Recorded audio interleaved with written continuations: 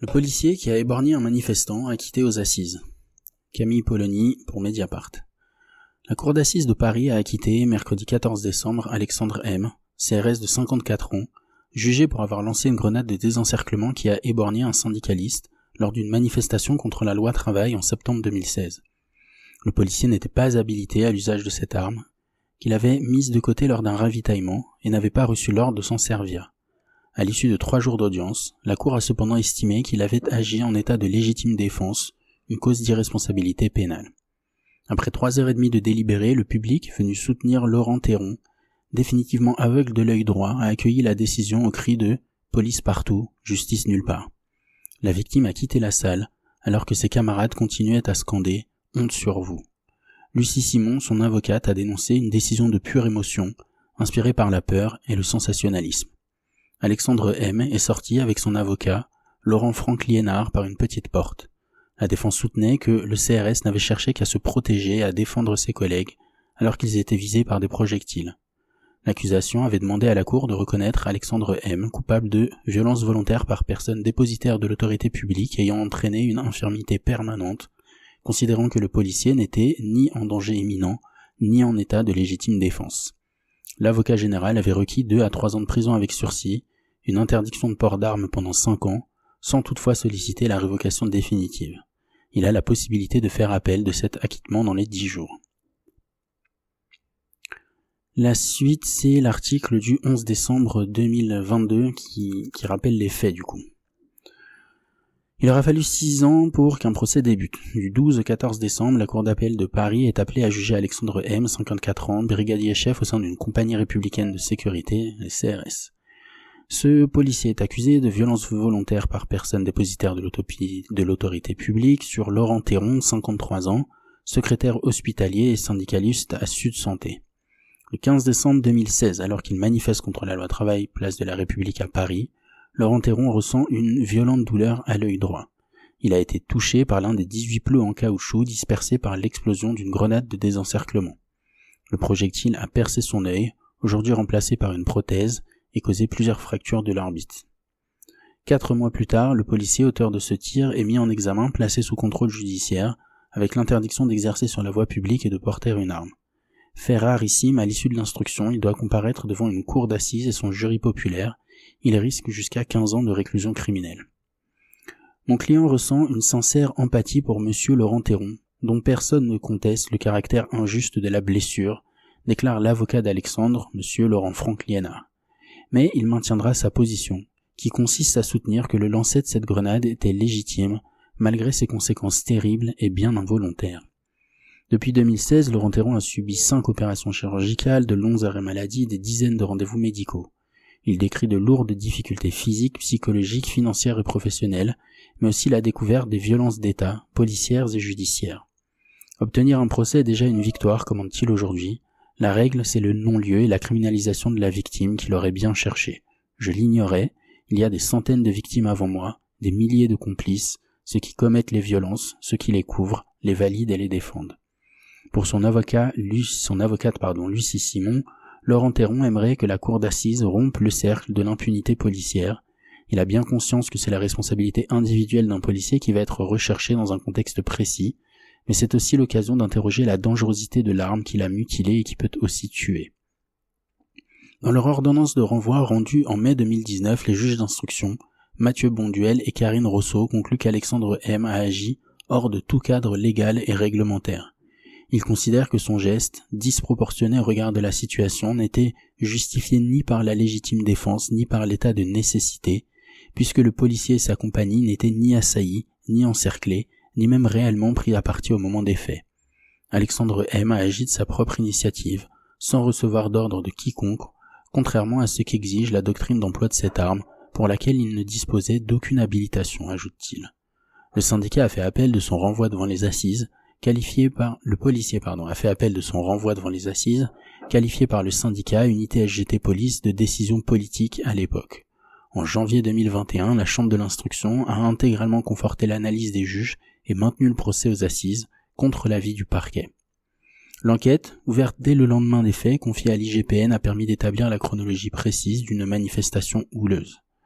Dans l'après-midi, des bouteilles, pavés, pétards, cocktails Molotov volent en direction des policiers et des gendarmes, qui dénombrent 15 blessés, dont un CRS brûlé à la jambe. Aux alentours de 16h30, les forces de l'ordre enchaînent plusieurs bonds offensifs pour reprendre le contrôle de la place de la République, avant une accalmie.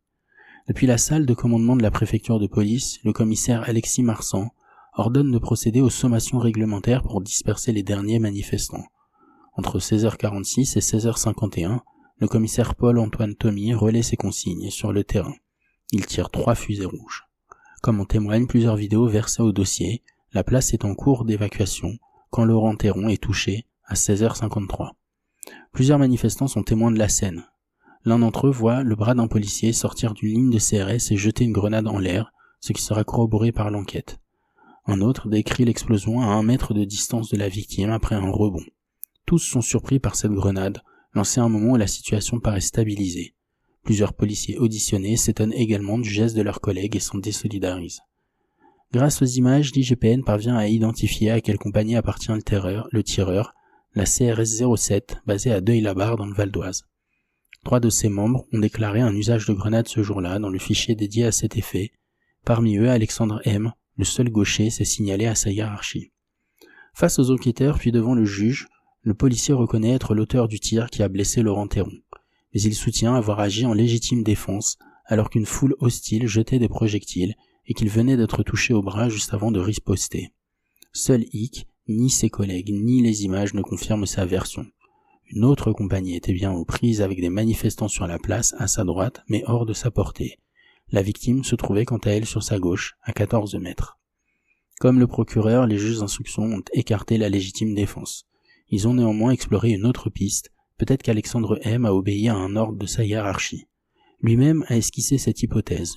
1 heure plus tôt, alors que des cocktails Molotov avaient été lancés sur les forces de l'ordre, le capitaine de sa compagnie aurait donné l'instruction orale d'utiliser des grenades en cas de danger. Mais là encore, ses chefs et ses collègues démentent une telle consigne. En tout état de cause, Alexandre M n'aurait jamais dû se retrouver avec une grenade de désencerclement dans la main ce jour-là. Policier depuis 20 ans dans une brigade de nuit du Val d'Oise, il n'a rejoint la CRS 07 que 2 semaines avant les faits et n'a encore reçu aucune formation au maintien de l'ordre. Au cours de la manifestation, alors que cela chauffe sur la place, Alexandre M accompagne un collègue au camion armurerie pour ravitailler sa compagnie en grenade. Il prend alors l'initiative d'en garder une pour lui, au cas où, même s'il n'a pas l'habilitation nécessaire. Il dit d'ailleurs ignorer les dommages que peut causer cette arme et n'envisager que des blessures minimes aux jambes. Au moment où le CRS décide de tirer, il ne prévient pas ses collègues comme le voudrait l'usage. Enfin, il lance la grenade d'une manière irrégulière et dangereuse, en cloche, vers le haut, ce qui est strictement interdit. La doctrine exige de la lancer au ras du sol. C'est l'échec de ma vie, a déclaré le CRS devant les magistrats, se disant très affecté par les blessures causées à Laurent Théron. Pour sa défense, il affirme qu'il s'est réellement senti en danger et qu'il n'avait pas l'intention de blesser quiconque. Depuis sa mise en examen intervenue il y a 5 ans et demi, Alexandre M est chargé de l'entretien des bâtiments de sa compagnie. Un débat judiciaire particulièrement important s'est tenu en fin d'instruction. Les faits pour lesquels Alexandre M est mis en examen, violence volontaire ayant entraîné une mutilation et une infirmité permanente, sont de nature criminelle, passibles de la cour d'assises. Mais le parquet de Paris a demandé leur correctionnalisation, c'est-à-dire une requalification à la baisse pour qu'ils soient considérés comme un délit et jugés devant le tribunal correctionnel.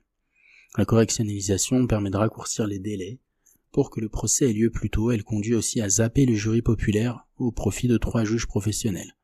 Favorable à cette solution, dans l'intérêt d'une bonne administration de la justice, le parquet tient un raisonnement surprenant.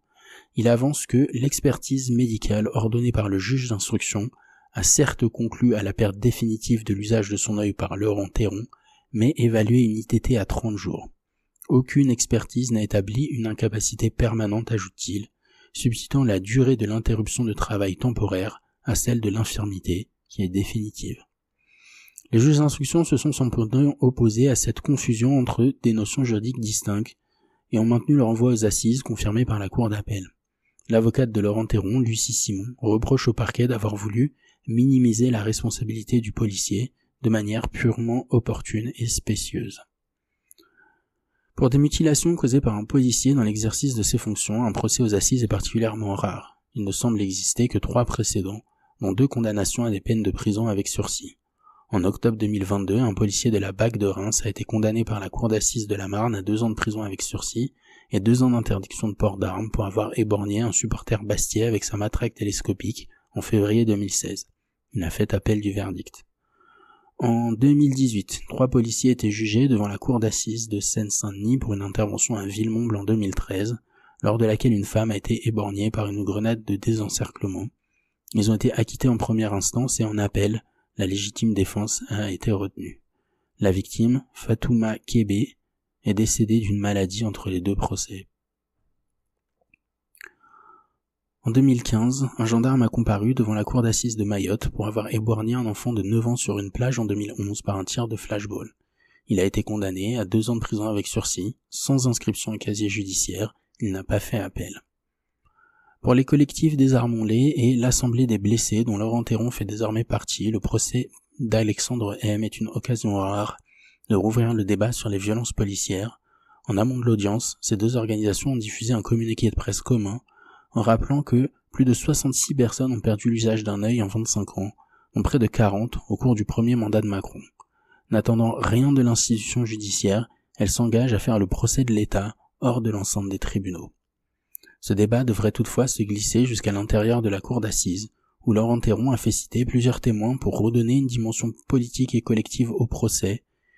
Je veux profiter de cette parenthèse dans la norme du non-lieu pour donner la parole aux autres. La grande majorité des victimes de violences policières sont des personnes noires ou arabes avec un destin plus tragique. Elles ont été tuées par la police. C'est un privilège d'avoir un procès aujourd'hui, et si cela est possible, c'est parce que d'autres sont entrés en lutte pour que le sujet soit visible. Je suis donc aussi héritier de combats qui ont eu lieu avant moi. À l'issue des 3 jours d'audience, un verdict est attendu le mercredi 14 décembre.